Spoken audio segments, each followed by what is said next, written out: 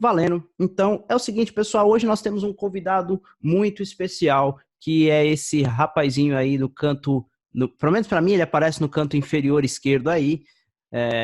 Rapaz não muito dotado de cabelo, mas muito dotado de beleza e de um lindo coração, o senhor Sidney Carvalho, senhor Sidney Ramos. E senhor Sidney Ramos, ele é neuroeducador da nossa escola, ele que vai lá e puxa a orelha dos alunos, ele que bota o aluno para estudar, ele que tira o medo do aluno, tira os traumas, as crenças limitantes, tudo aquilo que impede a pessoa de chegar lá e deixar fluir o inglês, deixar as palavras saírem de vossas bocas. E a gente aqui na escola é encarregado pela parte técnica, é encarregado pelo suporte ao conhecimento, enquanto o Sr. Sidney é responsável pelas partes comportamentais dos nossos alunos. Ele é pós-graduado em neuroeducação, então não é qualquer profissão, não. Ele é realmente um profissional exemplar e vocês vão ter o privilégio, a honra de estar aqui com o senhor Sidney Ramos hoje, que dará um show para vocês nessa linda noite de verão aqui para mim, de inverno aí para vocês.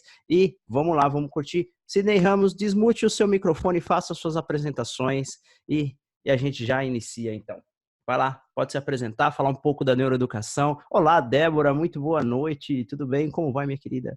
Cíntia, ligue esse microfone aí, estaremos todos já iniciando. Muito bem, agora já devidamente apresentado, fale aí um pouquinho do seu trabalho, como que é a neuroeducação, qual é o papel dela, e é isso aí, essa é a galera que está na nossa aula vivo de hoje à noite.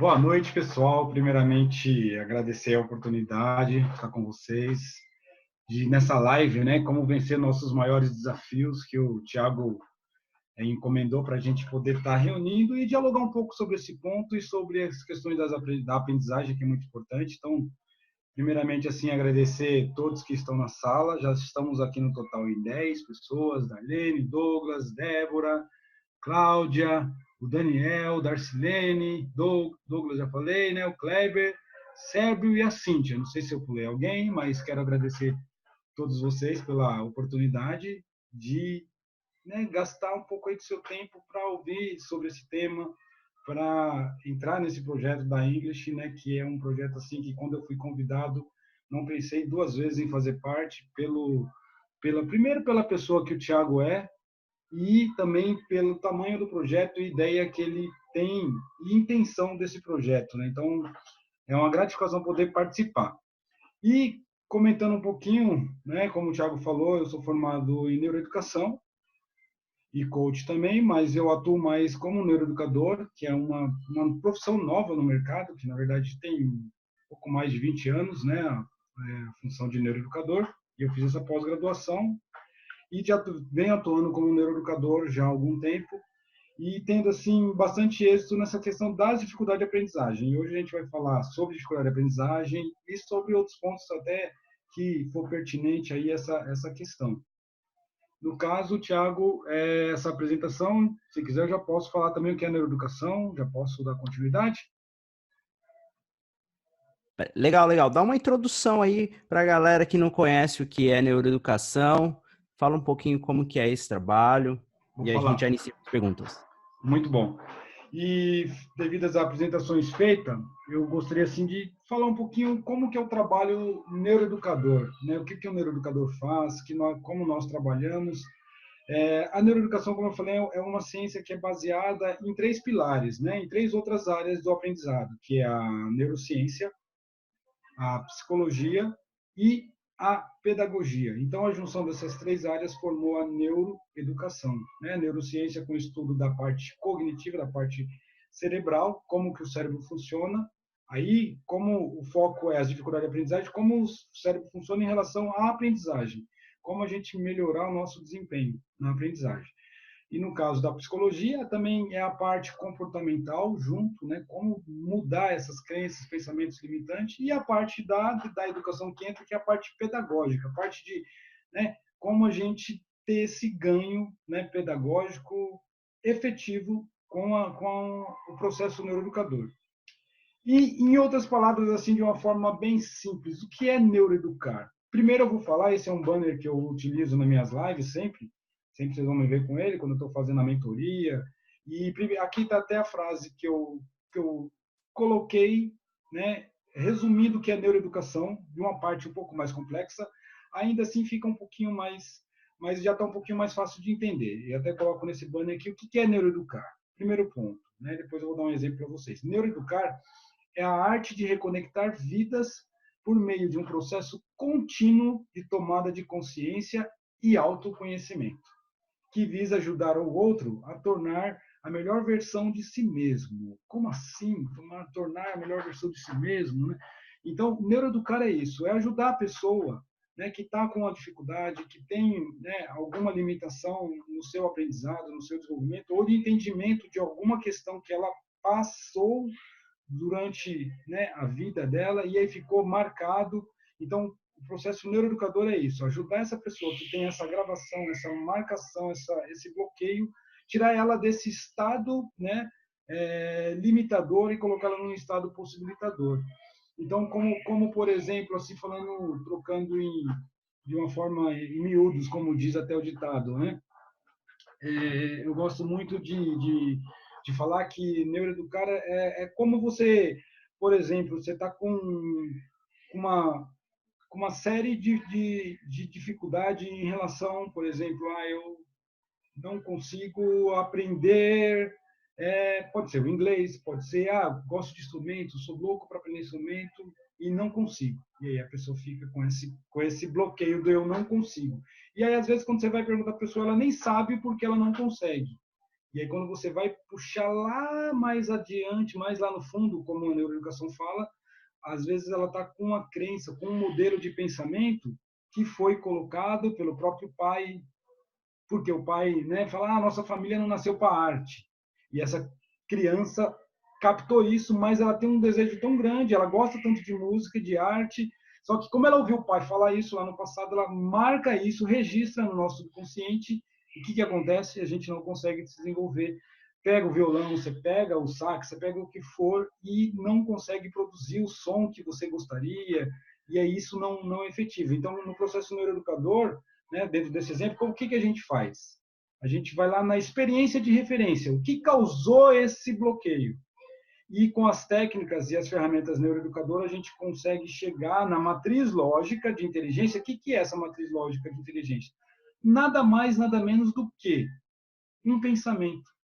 Às vezes a pessoa fala, nossa, esse é um nome tão técnico. Tá, é um nome técnico, mas trocando. A matriz lógica, quando eu falo matriz lógica, é um pensamento, é uma gravação. E a todo momento, né, como ser humano, a gente está pensando, a gente está fazendo gravações, está guardando informações, e essas informações ficam registradas no nosso subconsciente. E aí que tá. E às vezes esse registro do pai falando, nossa família não nasceu com a arte.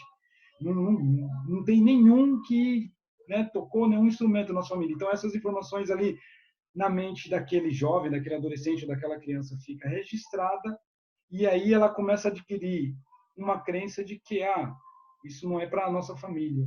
E fica registrada, e às vezes ela quer e não consegue executar. Em resumo, trocando assim em miúdos, neuroeducar é ajudar a pessoa a encontrar esses bloqueios e destravar e fazer com que ela vá de encontro ao que ela mais quer. Isso é maravilhoso. Hoje, né, quando eu neuroeduco e ver a pessoa destravando, assim, indo ao encontro, é muito gratificante, Tiago. E todos aí que estão na live. Legal, muito bacana. E assim, gente, a gente tem abordado muito essa parte, por quê? Porque eu tenho percebido assim que tem muitos, se tem gente que, por exemplo, não tem coragem de ligar a webcam para aparecer ali meio, às vezes meio escondido, assim, você imagina chegar numa conversa com um estrangeiro ou até com outros brasileiros, o medo de que as pessoas vão dizer do seu inglês, se você errar, o que vai acontecer. Engraçado que eu recebi uns convidados aqui em casa outro dia e um amigo meu falou, olha, a Nina, né, a esposa dele, a Nina tá falando inglês muito bem e tal. Eu falei, Nina, vamos conversar em inglês então? Ela, não, quase entrou debaixo da mesa, né? Imediatamente mudou a feição, ficou branca assim. Cara, eu fiquei impressionado. Outro dia peguei um táxi com um senhor aqui em Portugal e falei para ele assim, o senhor fala inglês? E ele imediatamente começou a falar inglês comigo, eu só perguntei se ele falava inglês. Eu não disse assim, vamos falar inglês. Eu perguntei se ele falava e ele começou a falar em inglês comigo e a conversa na corrida de táxi foi toda em inglês. E eu fiquei realmente intrigado. Como que isso pode acontecer? Como algumas pessoas podem ter, mesmo que... E ele não era bom em inglês, não, gente. Ele não era não era o inglês dele, não era lá essas coisas. Muita dificuldade, muita pronúncia ruim, mas ele se comunicava. Era possível entendê-lo, a comunicação rolou. E eu perguntei onde ele tinha se formado. E ele falou, olha, eu só estudei na escola pública mesmo. E eu sei que vocês vão falar, não, mas a escola pública da Europa deve ser muito melhor que a do Brasil. De fato é, mas não foi isso que me impressionou. O que me impressionou foi a capacidade dele simplesmente conversar sem estar se preocupando se eu ia julgá-lo ou não, se o inglês dele era bom, se funcionava ou não. Então, a parte comportamental, na minha humilde opinião, e eu posso estar alucinando, mas na minha humilde opinião, 75% do processo de aprendizado é relação ao comportamento. Mas eu tô falando demais, né? Então vamos lá. Vou começar com a pergunta número 1 aqui pro Sidney, tá? E vocês podem escrever no chat aí se vocês têm perguntas hoje pro Sidney a respeito desses processos que ele explicou aí, sobre como destravar a sua cabeça, como lidar com essas suas crenças. Às vezes você acredita assim, não, para mim não vai dar, já desisti várias vezes, é muito difícil. Você tem uma série de questionamentos que não necessariamente estão relacionados à parte técnica do inglês, que é a parte de gramática e vocabulário ou pronúncia, mas está relacionado à parte das dificuldades de destravar, de perder o medo, de falar com segurança, de ser consistente, ou seja, de não começar a parar, começar a parar 1000 vezes a mesma coisa. Então, vai escrevendo aí no chat as suas dúvidas e eu vou caminhar algumas dúvidas aqui para que a gente dinamize a nossa aula de hoje. Então, Sidney, diz aí, quais têm sido as maiores dificuldades de quem está aprendendo alguma nova habilidade? Diz aí para a galera. Essa pergunta, Thiago, é muito corriqueira no nosso mundo da neuroeducação. As dificuldades que as pessoas mais apresentam, na verdade, posso assim enumerar várias, mas as principais, eu vou falar as 3 principais para a gente poder fluir e focar, né? As 3 principais são: a primeira, falta de foco; a segunda, disciplina; e a terceira, organização do tempo. Às vezes pode ser controvérsia para uns, essas aí pode até nem entrar nesse hall, mas para outros, tenho certeza que nós estamos num total de 10 na sala, tenho certeza que para pelo menos 80%, né, essas 3 acabam sendo assim, como você falou, uma causa que causa muita dificuldade. E até vou pedir para quem o pessoal possa no chat compartilhar se essas 3 que eu falei realmente assim impacta na sua questão em relação ao aprendizado ou não. Se não for, até para a gente falar, não, o que me impacta mais é tal, para a gente até ter um ganho e poder discutir. Então, pode colocar aí também no chat, mas as 3 que mais impactam, Thiago, seriam essas 3. Falta de foco, disciplina e organização do tempo. Sem dúvida. A questão do tempo é uma questão muito presente hoje em dia. A gente está hiper estimulado com um monte de fontes de conteúdos. A gente tem filhos, academia de ginástica, dieta para fazer, desculpe, chefe para atender, trabalho, um monte de coisa para fazer. E aí aparece o inglês lá no meio dessa loucura toda. E aí a gente acaba não conseguindo gerenciar o tempo que a gente tem. Todo mundo tem a mesma quantidade de tempo e fica quase impossível gerenciar o tempo. Ou seja, só de ter vocês aqui por 1 hora significa que vocês abriram mão de alguma outra coisa, ou seja, de assistir um jogo de futebol, de ficar com a família por um tempo, seja lá o que for, você abrir mão de alguma coisa para estar 1 hora aqui dedicado ao teu inglês, dedicado ao aprendizado. Isso já é uma definição de prioridade do tempo que você tem. Mas, de fato, tempo é realmente uma das coisas mais difíceis de se gerenciar nos dias de hoje, quando a gente está falando de aprendizado. Vai escrevendo aí suas dúvidas para o Sidney aí. E me diz uma coisa, Sidney. Na sua opinião, a idade, ela faz diferença no processo de aprendizado? Se a pessoa tem 15, 18, 22, 35, 50, 60, isso faz diferença? A pessoa aprende menos quando fica mais velha, aprende mais quando é mais novo? É um mito? Como é que é essa parada?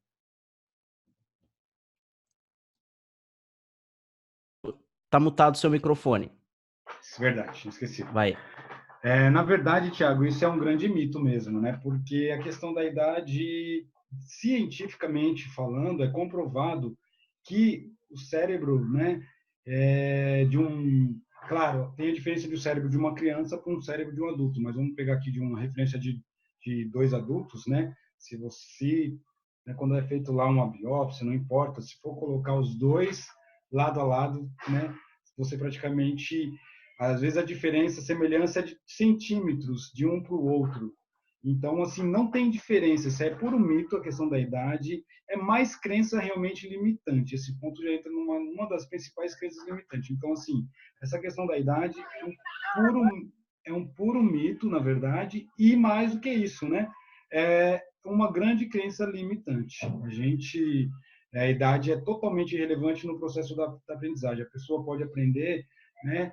Independente da idade. Eu neuroeduco crianças, hoje eu neuroeduquei uma criança de 9 anos e também já neuroeduquei senhores com 60, 70 anos. Não, a mais velha foi 66 anos.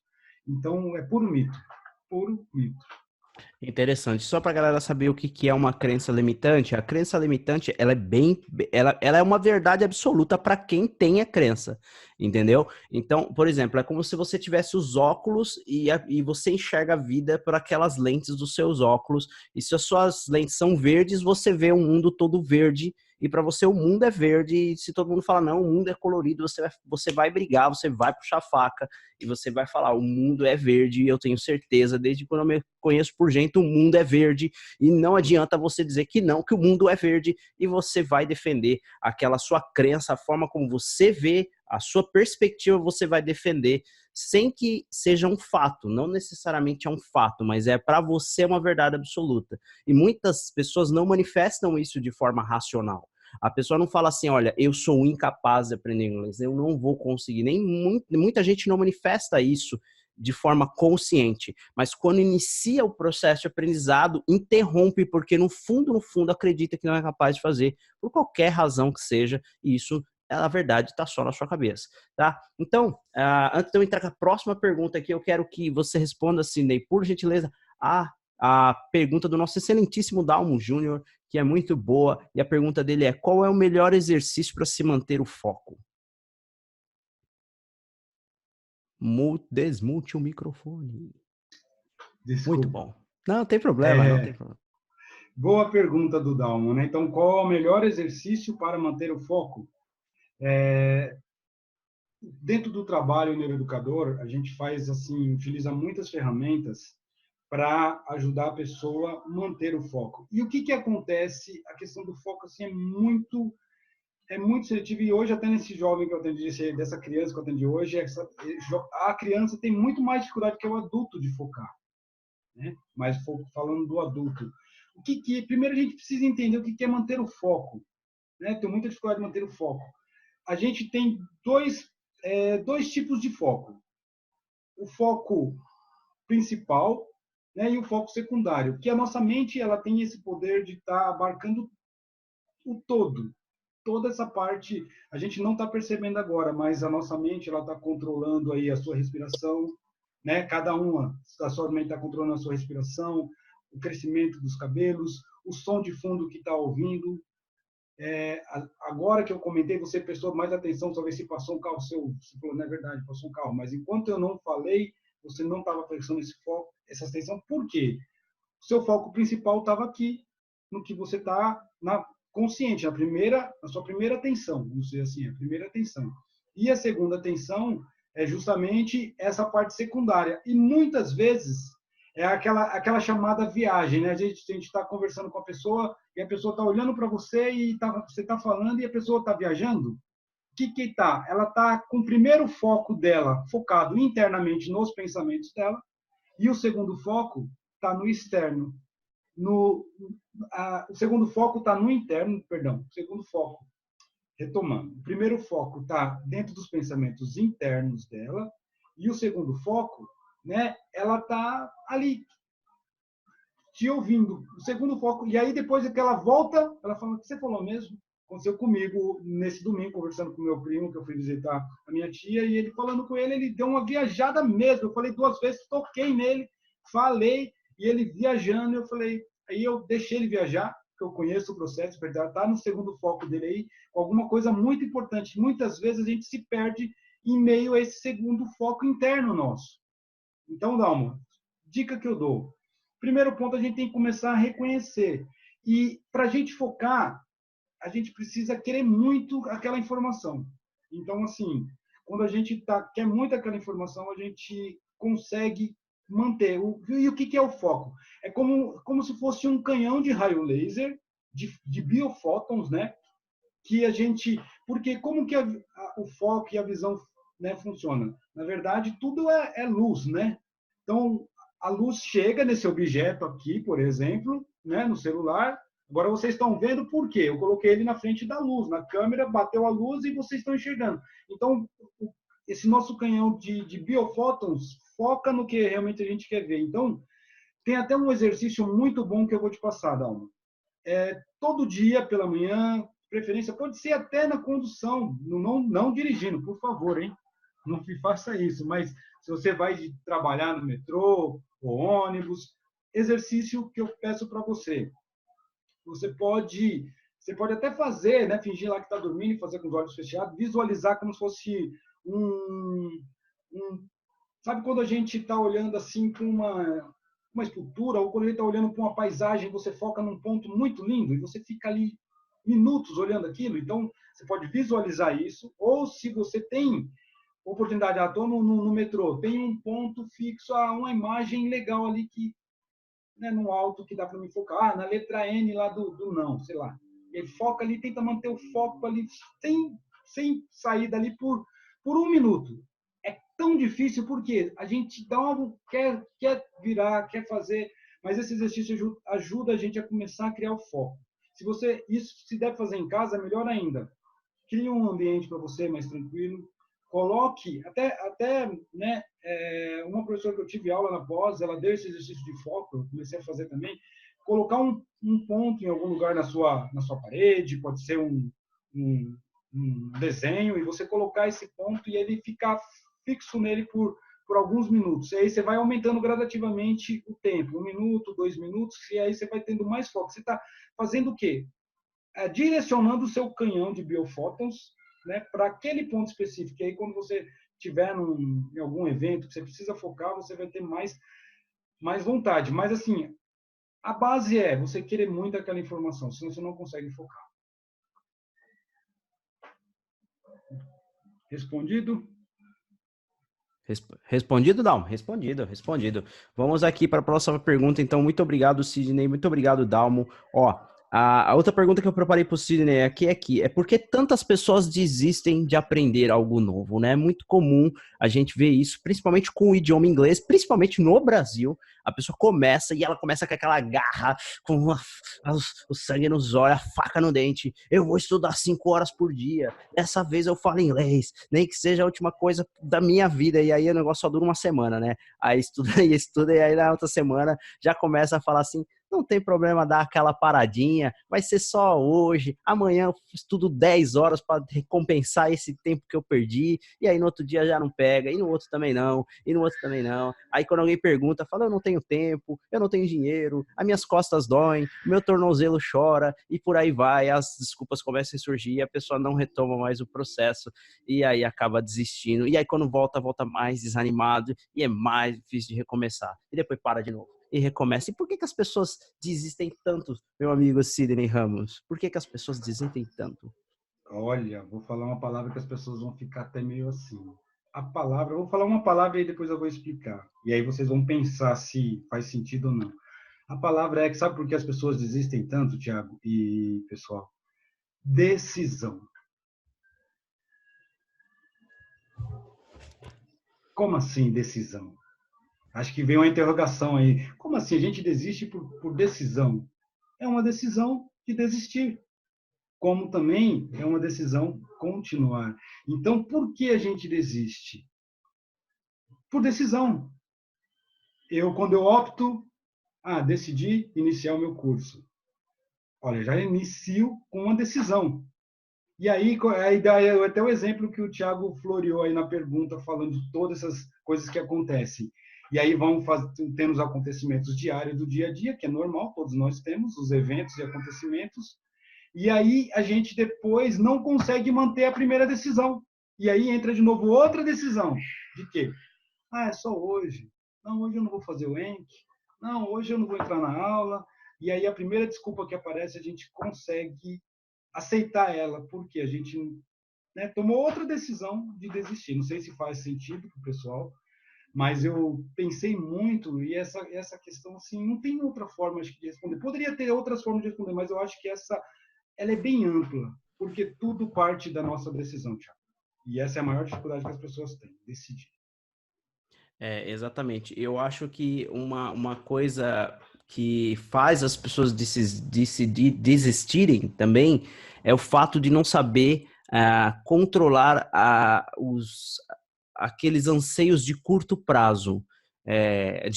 Não consegue controlar, estão tão estimuladas a fazer coisa, a receber gratificações instantâneas, porque todos os nossos estímulos, clicou, tem Netflix, clicou, tem pizza, clicou iFood, clicou AliExpress, tudo barato, tudo rápido, tudo estimulado. A gente tem tantos estímulos de prazer a curto prazo que quando a gente precisa de uma recompensa a longo prazo, é extremamente difícil para o nosso cérebro, que não é treinado ter recompensas a longo prazo, se manter alinhado num processo. Isso acontece muitas vezes com o próprio aprendizado com a própria perda de peso. Quem sofre com peso? Eu sofro com peso.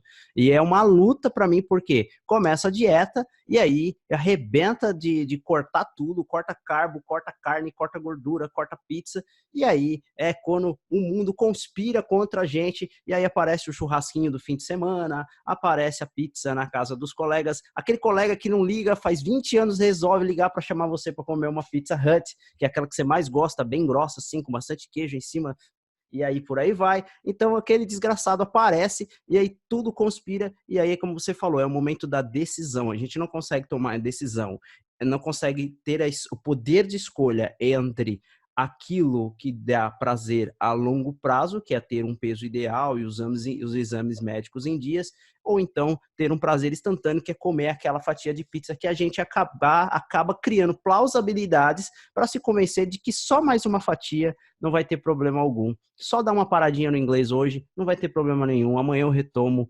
Só dessa vez vai dar tudo certo. Eu tenho controle sobre isso. E é exatamente o papo do viciado, né? O viciado sempre fala, não, só mais uma cheiradinha numa carreira que vai dar tudo certo, eu consigo controlar. E é uma questão não só de decisão, mas de incapacidade de controle de prazeres a longo prazo e a curto prazo.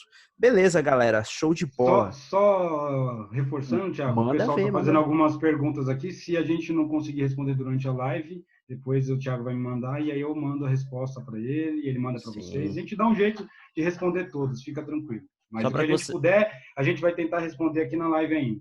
Eu vou até copiá-las, essas perguntas, por quê? Porque nós temos 6 minutos de chamada, e aí elas já vão. A nossa chamada cai, como de costume, vocês já sabem, é só a gente pegar e ir lá e, e Entrar novamente. mandar o novo link, e aí a chamada recomeça. Bem, salvei aqui as perguntas, para que a gente não tenha problema, porque às vezes apaga, né, quando a chamada cai. E nós temos aqui ainda 5 minutinhos. Eu vou seguir aqui para a próxima pergunta, então. Eu vou abrir uma pergunta aqui de uns nossos queridos alunos. Bem, vamos aqui na do Daniel. Daniel perguntou o seguinte: na sua opinião, né, em sua opinião, quanto tempo o cérebro demora para criar um hábito, seja ele estudar, ir na academia e etc? Muito boa pergunta, Dani. Parabéns. Muito boa, Daniel, mesmo.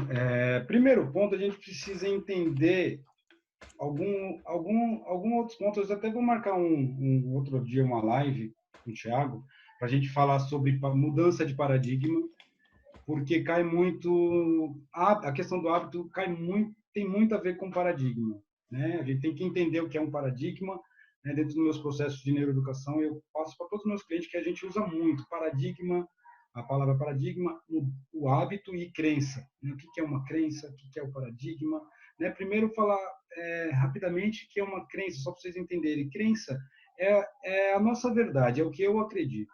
Então tudo é o que eu acredito. Quando a gente cria a nossa crença, é a nossa verdade. A gente começa a basear nessa verdade e a gente tem o nosso comportamento baseado nessa verdade, as nossas crenças.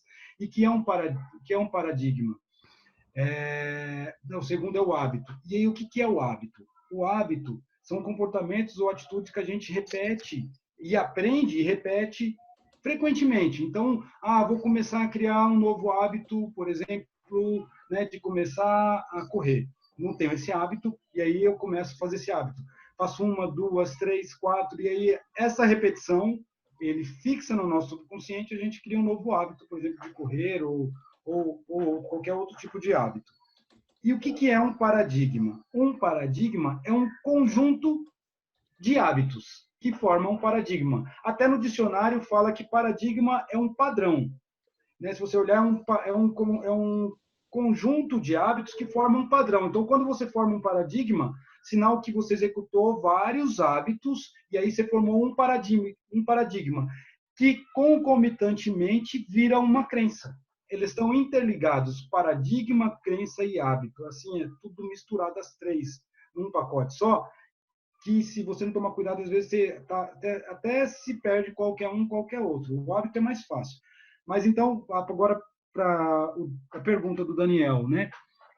Segundo estudos, um novo hábito se cria em mais ou menos, né, 21 dias. Segundo estudos que eu já li também, já vi várias, até na TV, vários neurocientistas falando, que um hábito por 21 dias. Então, por exemplo, Daniel, se você falar assim, não, eu vou mudar tal, você quer mudar um comportamento? Para mudar um comportamento, você tem que mudar esse hábito, descobrir qual que é esse hábito. E muitas vezes as pessoas não sabem qual é o hábito que ela tem. Ou às vezes ela até sabe, Daniel, mas o que acontece?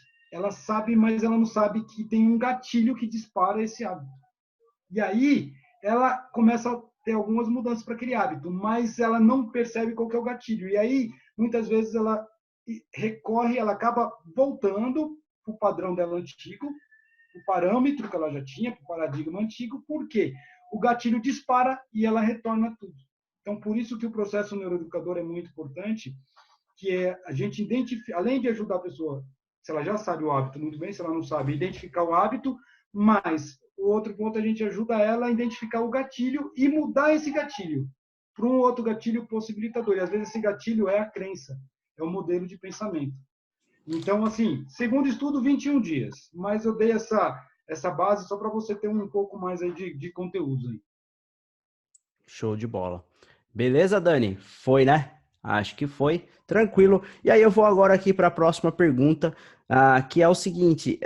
Sidney, quais as 3 principais crenças com relação ao aprendizado e como a gente supera elas? Então, assim, quando a pessoa vai começar a estudar inglês, né? Quais são as primeiras coisas que ela acredita fielmente sobre ela mesma que acaba impedindo ela de aprender inglês a nível fluente? E como ela pode vencer isso? As 3 principais crenças? É. Olha, eu vou parar para pensar, são muito mais do que 3. Pode ser enumeradas várias, né? Essas crenças estão relacionadas ao inglês, estão relacionadas, na verdade, a sentimentos de incapacidade. Uma delas é eu não consigo aprender. Já é a primeira. As pessoas sempre costumam falar, mas eu não consigo aprender. Eu Rapidinho, gosto pessoal, tanto. a chamada vai cair, eu vou mandar o link para vocês, não perca a segunda parte da aula, que tá incrível essa aula hoje, hein, gente? Então vai lá, não perca. Vamos fazer o seguinte, vamos encerrar aqui, antes que o Sidney continue, eu já mando o link, a gente já inicia com mais 40 minutos, e aí segue para a aula, tá bom? Então fica ligado aí, ó, vou mandar o link para você, fica de olho, fica de olho, fica de olho e valeu! Isso aí, vai chegando, vai chegando, vai chegando. Vai chegando e vai mutando, vai chegando e vai mutando. É isso aí, vai mutando o é isso aí, é isso aí. Liga a webcam, galerinha.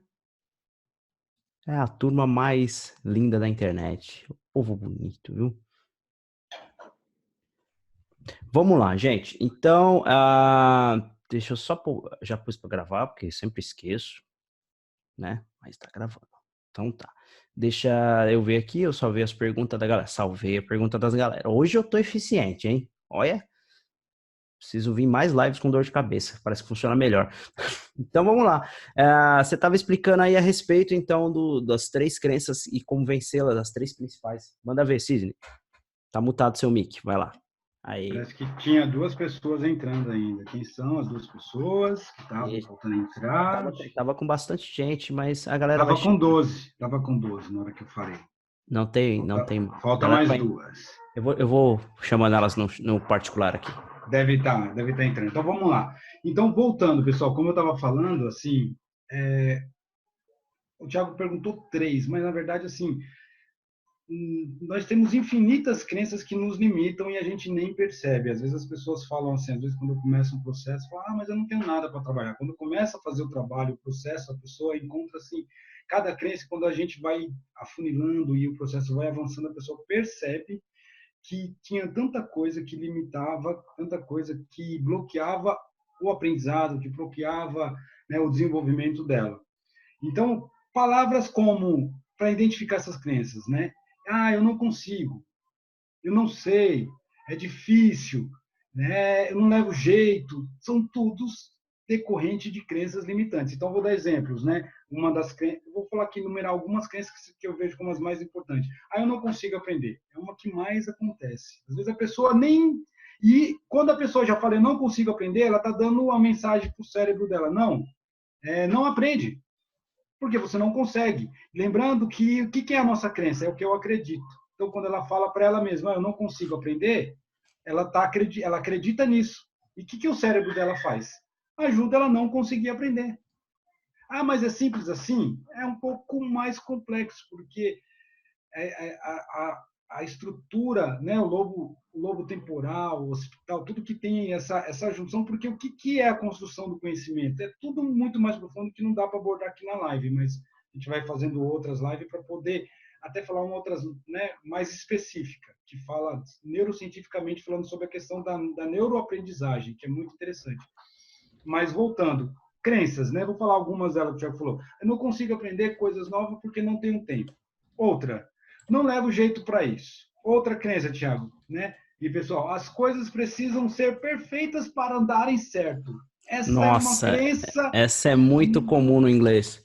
Né? Eu Muito só comum. vou falar quando eu souber falar. Só vou falar quando eu acertar. Quando tiver excelente, né? Quando tiver perfeita pronúncia, a estrutura, as palavras certas, aí eu vou falar. Que aí ninguém vai rir de mim, né? Nem a nossa língua, às vezes a gente erra mais do que tudo e a gente não percebe. E erra a pronúncia, erra às vezes dicção, que é muito difícil algumas palavras em português, né? O português é um dos idiomas mais difíceis de aprender, não é, Thiago? Você que é um poliglota quase aí?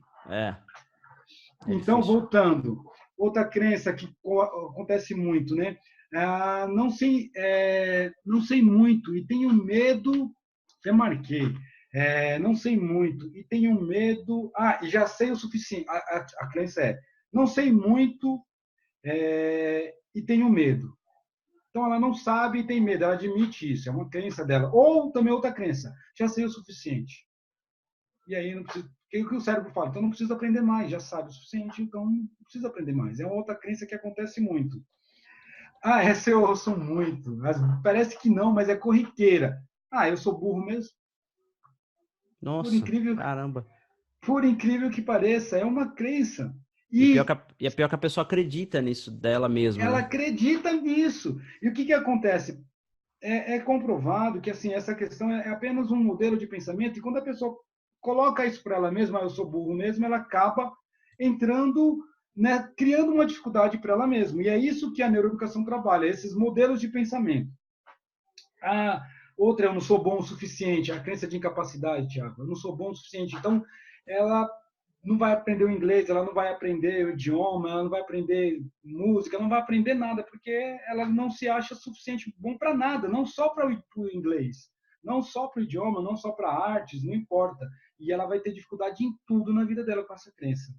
E uma última, né? É impossível me organizar. Meus sonhos são tão impossíveis de ser alcançados. Olha só, que crença. E aí, às vezes a pessoa tem um sonho de falar inglês, que ela quer morar fora, e aí ela coloca, nossa, é impossível me organizar, é impossível sair do meu país, é impossível, na cabeça dela, ela cria esse impossível, e ela coloca ainda, o meu sonho é impossível de ser alcançado. Então, são crenças assim. E a outra pergunta era, como mudar? Foi isso? É um processo, eu sei que é um processo, a quebra da crença é um processo muito complexo, porque, como eu disse, é uma verdade absoluta para a pessoa que acredita naquilo. Mas dá uma dica de como a pessoa, pelo menos, minimizar um pouco, ou pelo menos tentar se desassociar desse tipo de crença, né? Olha, primeiro ponto, assim, a gente precisa buscar autoconhecimento. Começar a conhecer o que te limita. Então, aqui eu falei algumas crenças. Se você tem esse padrão, nossa, eu tenho um padrão de sempre falar, não consigo, não dá, é difícil. Vou dar uma dica que eu usei comigo. Se você pedir se você vier em casa e pedir meu dicionário de português aqui, né? Em breve o de inglês também, pedir meu dicionário, você pode todas as palavras que eu coloco, né? Que identifica essas crenças negativas estão riscadas.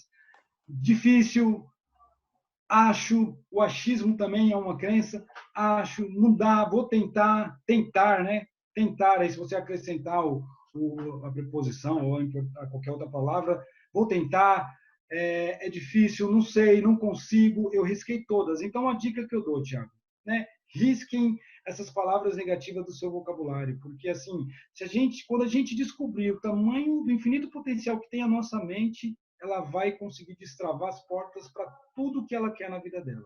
Isso é fato, isso assim é comprovado. Hoje a ciência, Não é né, frasezinha de porta de banheiro, não é frasezinha não, de nem de traseira de caminhão. caminhão, né? Não, é fato. Quando a gente descobrir o infinito potencial que tem a nossa mente, eu posso falar que aconteceu comigo. Só um adendo rápido. Eu estava assim, quem quiser até posso mandar esse artigo que eu escrevi, falando como a neuroeducação entrou na minha vida. Já mandei para o Thiago, mandei para a Tabata, esposa do Thiago. E uma das coisas que eu falo assim, eu estava indo para uma quinta depressão, isso há 4 anos atrás, e aí, num momento de questionamento, eu me questionando o que eu queria para minha vida, que aquilo não estava bom, o rumo que indo, estava indo para uma depressão, com a síndrome do pânico, sei lá, e eu já, né, sou uma pessoa um pouco mais experiente e já passei algumas dificuldades na vida, perdi a minha primeira esposa, falecida, e outras circunstâncias, né, perca de casamento que não deu certo, e aí a gente vai vivendo situações, e há 4 anos atrás, entrando nesse quadro de quase uma quinta depressão, eu tomei uma decisão que eu precisava entender a minha mente.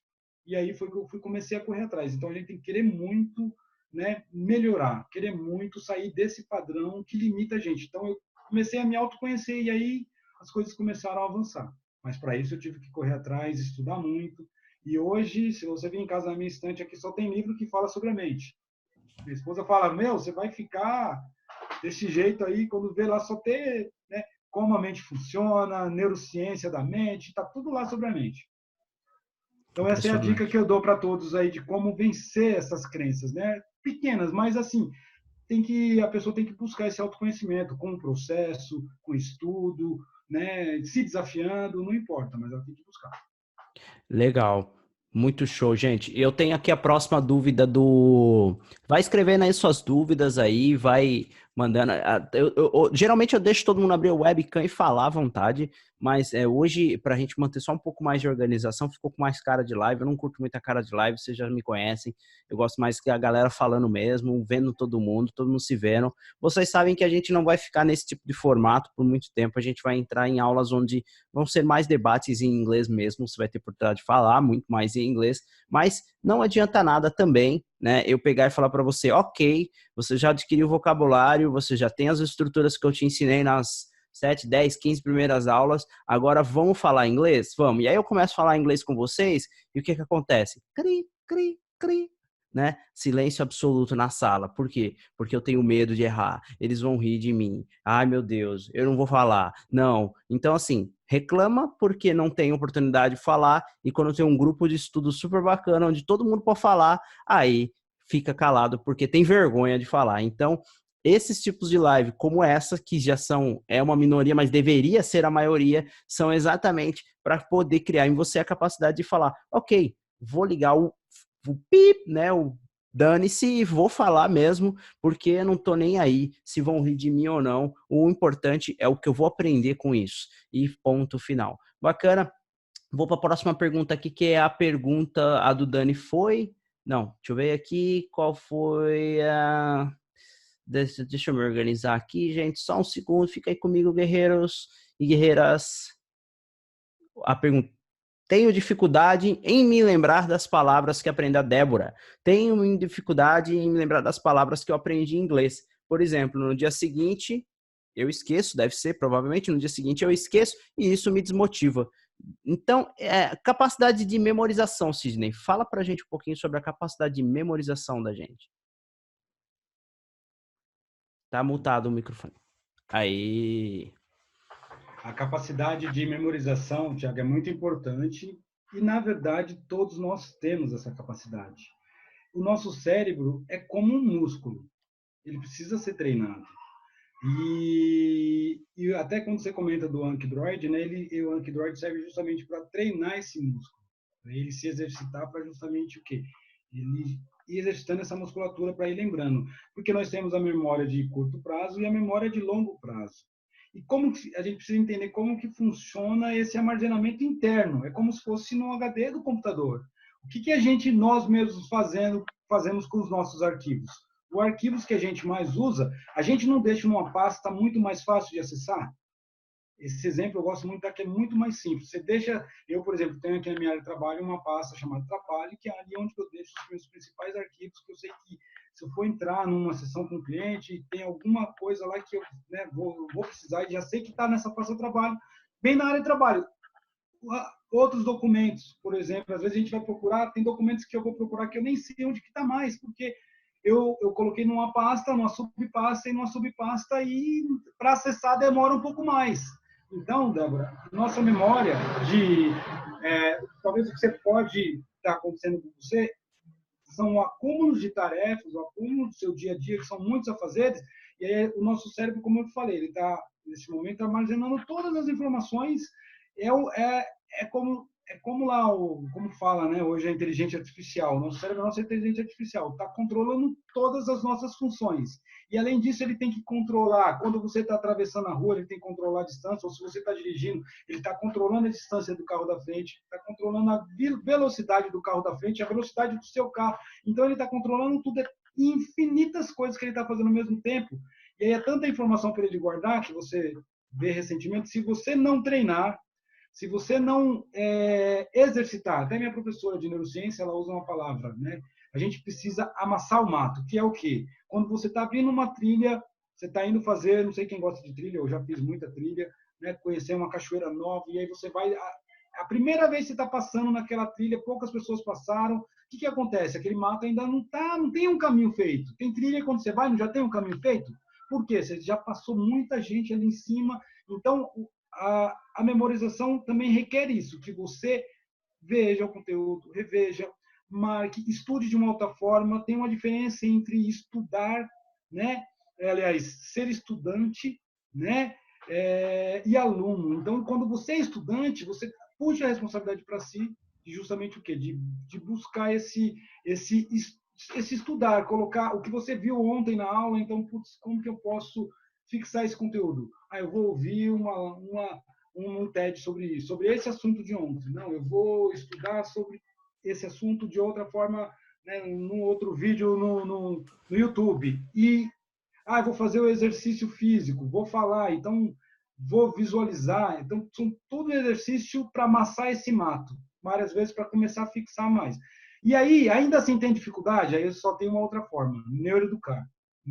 Quando a gente neuroeduca, a gente consegue tirar, deve ter alguma crencinha limitante aí que também atrapalha essa fixação e essa memorização. Aí, com a neuroeducação, a gente consegue acessar essa matriz lógica, que é o que eu falei, né? O seu modelo de pensamento, e ajudar a encontrar aí a gravação de referência que está te bloqueando. Essa é a sugestão que eu dou. Legal. E aí, eu vou partir aqui para a próxima pergunta. Vai escrevendo as suas dúvidas aí para o Sidney no chat. E a próxima dúvida que eu tenho aqui é, na sua opinião, Sidney, qual que é a diferença entre uma pessoa que eu coloquei aqui que aprende uma habilidade, mas eu vou falar, por exemplo, que aprende alguma coisa nova, por exemplo, a pessoa aprende a falar um idioma, a pessoa aprende a tricotar, a pessoa aprende a ser um expert em filme, sei lá. Qual a diferença de alguém que fica bom em alguma coisa, em uma habilidade, e daquela pessoa que não fica boa?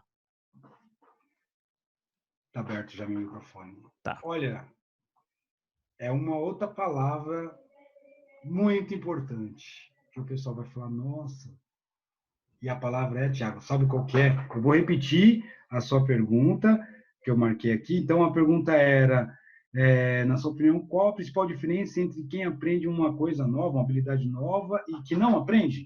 Isso. E a palavra é, Thiago e pessoal, decisão. Tudo parte da sua decisão. Aí você fala, mas de novo, decisão? De novo.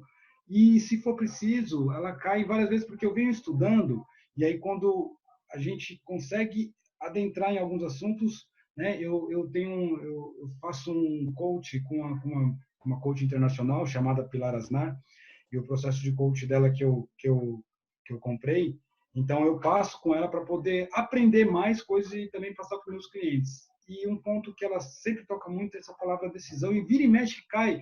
E eu tentei achar uma outra palavra para essa questão, mas a palavra que vem de novo é decisão. Espero que faça sentido para vocês, porque novamente, se você não decidir, né, aprender o idioma, se você não decidir aprender, por exemplo, vencer a sua dificuldade em focar no relacionamento, por exemplo, se vencer a sua dificuldade em aprender a tocar um instrumento, se você não decidir que você realmente quer aquilo, você vai ter dificuldade, você não vai conseguir aprender. Então, a única diferença que difere quem aprende de quem não aprende é a palavra decisão.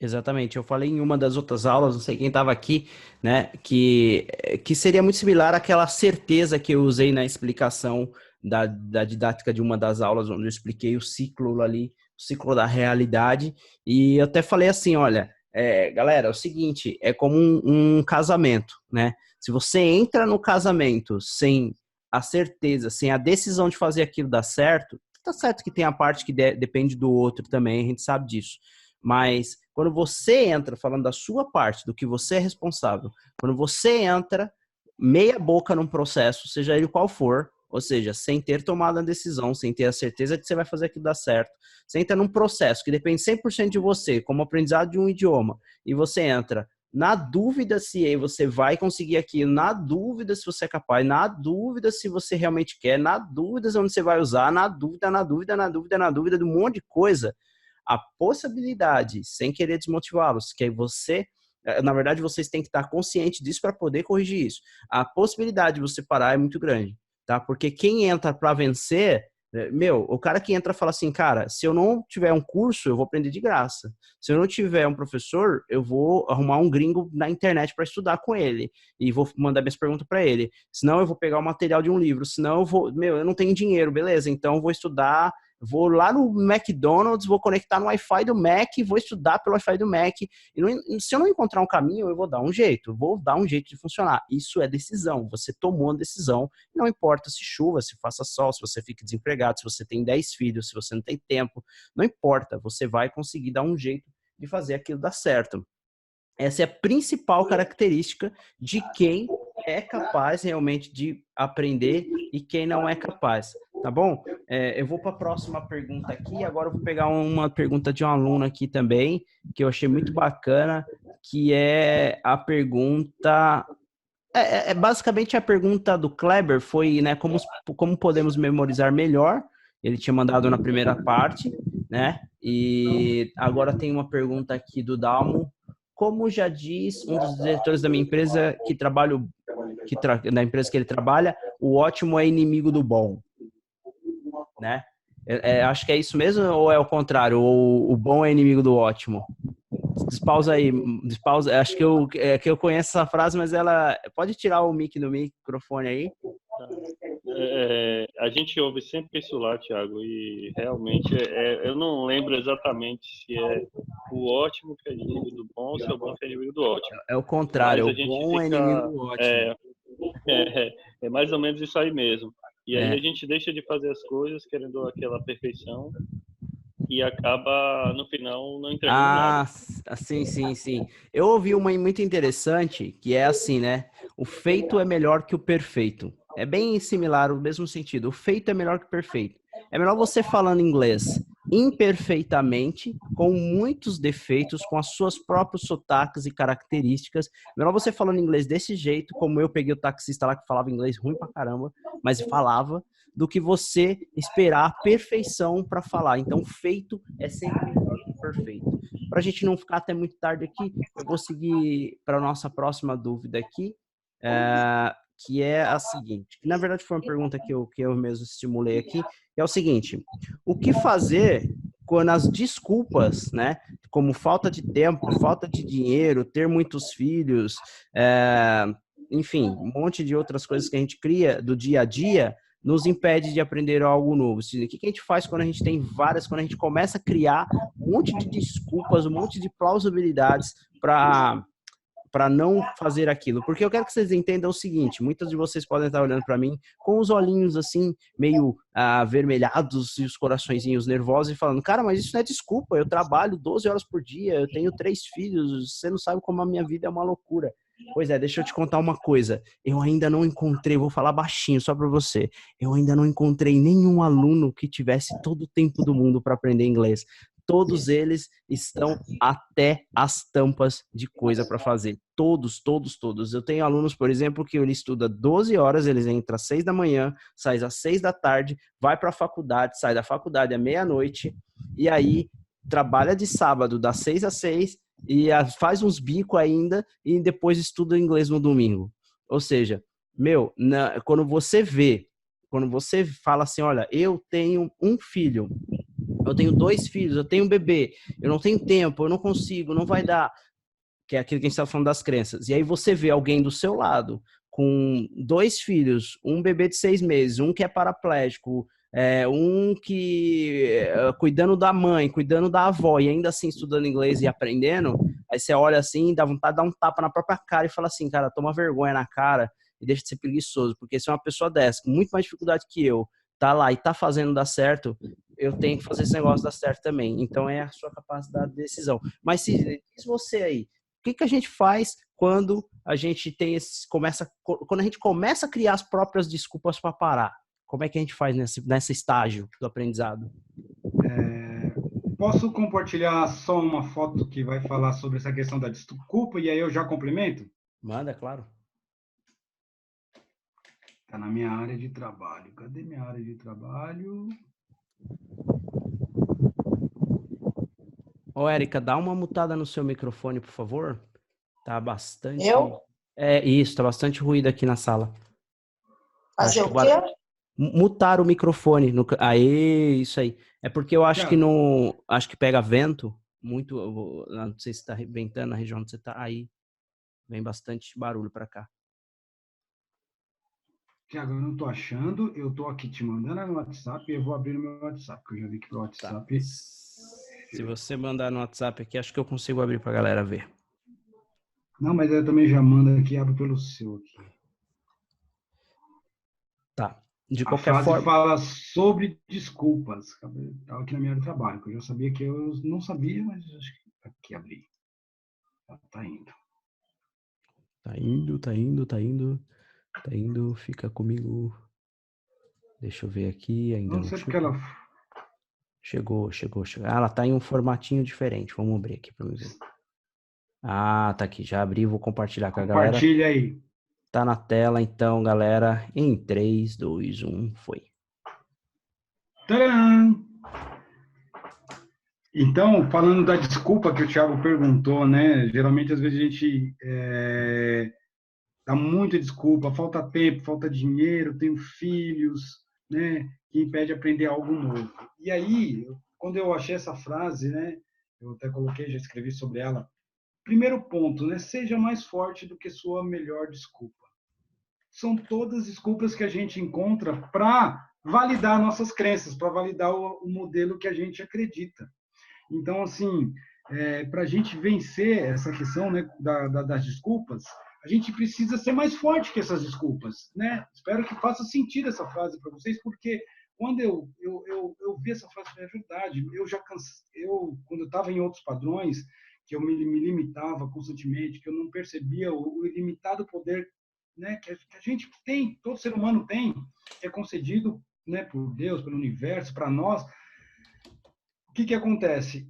A gente acaba dando as melhores desculpas para validar o seu modelo de pensamento. Então, assim, Thiago, primeiro ponto para a gente não cair nessa questão da desculpa é autoconhecimento. Descobrir o que você realmente quer. Tá, eu quero aprender inglês. Quanto que eu quero aprender inglês? Eu quero aprender inglês 10. Eu sou é faca na caveira. Eu tenho que aprender inglês porque o meu foco é morar no exterior, o meu foco é viajar e poder me comunicar. E aí, não tem, você pode, é como você mesmo falou, às vezes a pessoa tem infinitos afazeres, mas ainda assim ela encontra o meio dela fazer e estudar. Então, assim, o que eu falo, seja mais forte que sua maior desculpa. Esse é o primeiro ponto, né, para você vencer e essas circunstâncias, porque as desculpas são só as circunstâncias. E aí, quando você, né, põe esse ponto como foco, né, e vence essas suas maiores desculpas, você acaba avançando rumo ao que você quer. E o outro ponto, saiba o que você realmente quer. O que você realmente quer com o inglês, o que realmente você quer no seu relacionamento, o que realmente você quer com o seu trabalho. Hoje eu fui fazer uma reunião de uma palestra que eu vou fazer numa SEI, e uma creche, né, conveniada da prefeitura, sem custo nenhum, fazer gratuitamente. E até a diretora falou, nossa, mas a gente não tem nada para oferecer. Eu falei, não, vocês já estão me oferecendo uma grande oportunidade de eu cumprir a minha missão. Então, quando a gente tem um propósito, tem uma missão, você não tem desculpa. Então, assim, desculpa qual é o seu propósito com o inglês, qual é o seu propósito no relacionamento, no trabalho, na sua vida, o que você realmente quer. E aí tudo começa a fazer sentido. Espero que essas desculpas, assim, né, consiga afastar muito. Então, seja mais forte do que sua maior desculpa. Legal. Daniel mandou uma pergunta aqui, ó. Na sua opinião, o excesso de informações diversas atrapalha no foco? Com certeza, Daniel, porque como eu comentei, né, na pergunta da Débora, se não me engano, a nossa mente, a gente precisa entender cada vez mais como funciona a nossa mente. Eu comecei a entender como a minha mente funciona, e aí, você entendendo como a sua mente funciona, eu entendo como a do Thiago funciona, como a sua funciona, como a da Débora, né, do Clever, de cada um que está na sala funciona. Por quê? É um sistema, né, único. Só diferencia, claro, você sabe mecanicamente como ela funciona. Então, te ajuda no quê? Como ela está controlando várias coisas ao mesmo tempo. Então são várias informações. E aí a gente tem a primeira atenção, a segunda atenção e a terceira atenção. Eu comentei na resposta, acho que foi da Débora, das duas primeiras atenções. Mas nós temos 3 tipos de foco. O primeiro foco, que é esse que você está tendo aqui agora. O segundo é o ambiente externo, que você não está prestando atenção, mas a sua mente está. Tanto é que, às vezes, o cachorro late, atrapalha, você percebe, quando é mais alto que o normal, você percebe, você vai, né, e até dá uma olhada. E o terceiro foco, que é aquele interno, que o nosso cérebro está cuidando de tudo internamente para que o nosso corpo funcione, para não dar um PT total, aí a gente cai duro, né? Então, a gente tem 3 tipos de foco. Então, ele está focando em várias coisas, por isso que esse excesso de informação acaba atrapalhando. E dou uma sugestão, né? Não sei quem já pesquisou, mas procura na internet aí alguns processos de meditação de mindfulness, que é muito bom para você conseguir aliviar essa tensão, mindfulness, e você que é a mente presente, para você começar a fazer um exercício para poder descarregar um pouco essas energias, esse acúmulo de informações, para somente ter uma folga, e aí sim você ter mais produtividade. Então, isso ajuda muito, Daniel. Legal. Eu vou... Desculpa, Tchê. Não vai falar, pode falar. Na hora que ele foi falar do exercício, cortou. Será que ele pode repetir, por favor? Mindfulness. Mindfulness. Mindfulness. Mindfulness é meditação, tá? É meditação. Então, você pode procurar. Tem vários vídeos no YouTube sobre meditação, meditação guiada. E aí, você coloca a meditação guiada, 10 minutos, meditação guiada, 5 minutos. E aí, ali você vai ficar em silêncio absoluto por 10 minutos. E aquilo ali, lógico que ele tem toda uma condução técnica ali que a voz guiada faz. E você descarrega toda a sobrecarga de conteúdo que você tem ali na mente que atrapalha no foco. Bem, beleza, galera. A gente tá indo aí. Sim, pode falar. Não, na verdade eu falo excesso de informação porque eu levanto 6h30, eu vou pra academia, vou da academia, eu vou lendo pro trabalho. Aí na hora do almoço eu estudo inglês, depois eu assisto uma série, à noite eu quero estudar de novo. E às vezes eu acho que é esse excesso de informação que atrapalha o meu foco.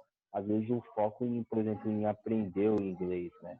eu acabo processando, querendo se exercitar demais assim, durante o dia, e aí acaba me prejudicando no foco, por exemplo, de aprender uma segunda língua. Então, aí são coisas que o Sidney vai concordar comigo, são coisas que são um bocado contraditórias, né? Tipo assim, a gente fala, olha, é que esse tipo de sobrecarga ocupacional, ou seja, de tarefas que você tem que fazer na sua rotina, elas são tarefas inevitáveis, todo mundo tem, né? A Débora tem, o Kleber tem, o Dalman tem, todo mundo tem que trabalhar, tem que dar atenção pro filho, tem que, enfim, assistir uma série. Todos esses estímulos, eles são inevitáveis. A gente vai ter que ter isso daí. Não tem como se livrar disso. A grande diferença é que você, quando a gente fala em termos de foco, é a capacidade overstimulated, que é com você tem muitos estímulos, é que você faça o mindfulness para poder aliviar a tensão de todo esse impacto de rotinas que você realiza durante o dia. E depois, quando você for estudar, você ter a capacidade de falar, ok, se eu vou dedicar 20 minutos a isso, eu vou pegar e não vou abrir o YouTube, não vou abrir o celular, não vou checar o meu WhatsApp, não vou checar meu e-mail, não vou criar mais estímulos do que eu necessito para essa prática de estudo. Então, eu vou abrir meu caderno, eu vou assistir um vídeo, eu vou fazer um exercício e tal, mas nesse momento, não vou permitir que determinados estímulos atrapalhem o meu foco. Mas no restante do dia, normalmente a gente tem que realizar multitarefas mesmo, se acaba tomando o nosso tempo. Beleza. Eu tenho mais uma única pergunta para a gente fechar, que a gente já está indo para 1h15, e a gente tem mais 7 minutinhos, antes da última chamada cair, e eu não tô a fim de abrir uma terceira aula, porque fica cansativo, todo mundo veio do trabalho. Tem gente que já tá assistindo a aula, que nem a Cintia aí, já cansadinha, deitadinha, já acho que já até dormiu a Cintia, olha. Então, vamos lá. A Cintia acho que dormiu de verdade, gente, olha. Cintia, você tá com a gente? Dormiu, descansou. Tá bom, tá vendo? O pessoal tá exausto, então pra gente já ir encerrando, eu vou fazer a última pergunta. Sidney, o que a gente faz quando o desânimo pega a gente, cara? Quando a gente está estudando, tem propósito, está animado, sabe onde vai usar o inglês, tem aulas, tem professor, tem correção, tem um grupo, tem uma galera, tá tudo certo, mas aí o desânimo pega naquele dia e joga a gente para baixo e fala, hoje eu não tô afim de nem ver a cara do inglês hoje, não tô nem afim de fazer nada hoje com relação ao inglês. Quando o desânimo começa a pegar o ponto da gente querer desistir, o que a gente faz, Sidney? Olha, Thiago, essa questão do desânimo, assim, ela pode acontecer. Você estava falando, e eu estava, assim, até refletindo, me vendo em algumas situações que já aconteceram comigo, e isso pode acontecer. Mas aí até me veio algo que eu não tinha ainda pensado sobre esse ponto. Né? Até fiz uma reflexão rápida, porque a nossa mente ela é dinâmica, né? Em fração de segundo a gente consegue fazer uma reflexão até bem complexa. Ela junta várias informações, porque a nossa mente ela é associativa, né? Então, eu associei o que você falou a um ponto. Nessa questão do aprendizado, desse desânimo, primeiro ponto, às vezes acontece a pessoa está focada, como você deu todo exemplo. Esse desânimo só acontece quando algo impacta negativamente a vida dessa pessoa. Então, tem pessoa que às vezes está focada e às vezes ela tem uma perca muito grande, aí acontece aquele desânimo. Estou pegando esse exemplo que você falou. A pessoa está focada, está com propósito, está tudo. Então, para esse desânimo ocorrer, tem que ser algo muito relevante para criar o quê? Uma nova crença, um novo modelo de pensamento. E aí, aquela ação que ela vinha fazendo começa a diminuir. Por quê? Por exemplo, então ela está focada, está com propósito, mas aí aconteceu uma perca, né, uma fatalidade. Ou o relacionamento não está legal. Então, são situações bem marcantes, bem fortes, que acaba fazendo com que ela direcione o foco dela, né, o canhão de biofótons dela, para aquela questão que ela está vivendo, e aí ela desmotiva naquele outro ponto. Então, se ela tem propósitos, só se for coisas, né, mundanas, mesmo assim, paralelas, né, relevantes, que acaba fazendo com que ela desanime. Porque se ela está focada, se ela está determinada, ela não faz corpo mole. Agora, quando tem esses outros eventos muito marcantes, não é nem que ela faz corpo mole, né? O ser humano acaba aí direcionando um pouco daquela atenção e energia para resolver aquele problema, e aí diminui a ação dela que ela vinha fazendo ali. É normal. Se ela conseguir, logo depois dela perceber que conseguiu a resolução ou não, mas já encaminhou a resolução daquele problema e ela não conseguiu retomar, ela precisa de um apoio, da mentoria, como você propõe no seu trabalho na English Box, que é uma sacada muito interessante, não conheço nenhum lugar que tenha esse modelo. Então, aí ela precisa de um apoio, de uma mentoria, de um processo de coach, de neuroeducação, para poder, né, ajudar ela a sair daquele padrão que ela acabou se colocando ali, inevitavelmente, pelas circunstâncias da vida. Então, a sugestão a ideia é mais ou menos essa, Tiago. Top. Gente, eu quero que você... Pessoal, eu quero pedir para vocês agora desmutarem seus microfones e em uma frase dizer por que valeu a pena você vir nessa aula hoje. Diz aí para mim, em uma frase, por que valeu a pena você vir nessa aula hoje? O que você aprendeu com essa aula hoje? Vai lá. Eu acho que seria... Calma aí. Vai lá, Débora, primeiro. Eu acho que seria autoavaliação. Uma autoavaliação. Agora instalou alguma coisa para voltar para mim, né? Para eu me avaliar e ver realmente o que eu quero e colocar as coisas fúteis, digamos assim, em segundo plano e o meu foco em primeiro, que é aprender inglês. Legal. Dalmo, querido Dalmo, diz aí para mim, por que valeu a pena vir para essa aula hoje, Dalmo? Tiago, eu acho que o estímulo é uma coisa que tem que acontecer sempre, né? Então, assim, eu ultimamente até tenho ficado um pouco desestimulado, mas com o trabalho que você está fazendo aí, eu tenho retomado um pouco mais esse trabalho, tá? Até agradeço a você aí pelo trabalho que você está fazendo. É um prazer. Eu acho que a gente tem que continuar acreditando, tá? Em vários momentos da minha vida, eu assim, pensei também que eu não conseguia fazer determinados trabalhos, mas com uma sacada assim, você consegue botar na sua mente que você pode fazer e que você vai conseguir. Eu acho que esse exemplo aí para mim, marcou bastante, justamente por essa questão. Foco e acreditar que você pode fazer. Tiago, só temos 1 minuto e 40 agora. Exatamente. Clebão, para finalizar, diz aí para mim por que valeu a pena vir para essa aula hoje. Em uma frase. Em uma frase. Kleber? Vamos para a Cláudia. Cláudia, diz aí para mim por que valeu a pena vir para essa aula hoje. Tem que soltar o mute do seu microfone. Cláudia, tem que soltar o mute do microfone. A Cíntia tá dormindo. Daniel, manda aí, Daniel. Por que valeu a pena vir para essa aula hoje? Conhecimento ninguém rouba de você. Patrimônio seu. Muito bom. Fala aí, Natália. Fala aí. Natália. Motivação. Motivação, Cláudia, que agora liberou o microfone. Não tem problema. Mônica, por que valeu hoje vir para essa aula? Tem casos, por exemplo, em que a criança teria 30, 40... Tem que desmutar o microfone. Érica, por que valeu hoje vir para essa aula? No finalzinho, né, é a primeira vez que eu participo assim online com vocês, mas assim, o pouco que eu peguei foi que realmente eu estava assim desmotivada, achando que não vou conseguir, vou desistir porque eu não vou conseguir. Uma frase, querida, que vai cair a chave, vai cair a chamada. Pessoal, se cair, foi um prazer participar com vocês hoje. Foi. Hein? Deixa eu só bater o print. Sorriam aí que eu vou bater a foto. 3, 2, 1. Bati a foto, pronto. Vai lá, Érica.